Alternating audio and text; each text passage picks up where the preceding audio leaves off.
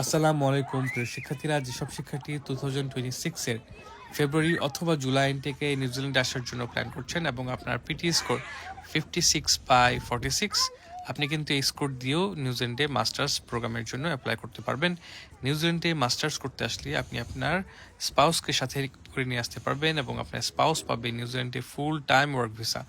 আপনার যদি school going kids থাকে তাহলে কিন্তু ওরা এই দেশের স্কুলগুলোতে ফ্রি এডুকেশন পাবে। অন টপ অফ দ্যাট আপনি পড়াশোনা অবস্থায় 25 আওয়ার্স পর্যন্ত কাজ করতে পারবেন। পড়াশোনার মধ্যে যেসব স্কেজুয়াল ভ্যাকেশন আছে সেগুলোতে ফুল টাইম কাজ করতে পারবেন।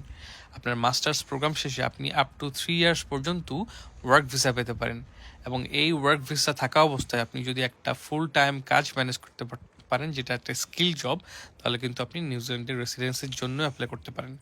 সো আপনি যদি এখন আপনার অ্যাডমিশন অথবা ভিসার কাজ স্টার্ট না করেন তাহলে অ্যাক্সেস টু অ্যাব্রোডের সাথে যোগাযোগ করতে পারেন। অ্যাক্সেস টু অ্যাব্রোড আপনাকে দিবে নিউজিল্যান্ড সম্পর্কে রিয়েল টাইম ইনফরমেশন, যেটা আপনার স্টুডেন্ট লাইফকে পরিকল্পনার জন্য অনেক অনেক হেল্প হবে। আসসালামু আলাইকুম।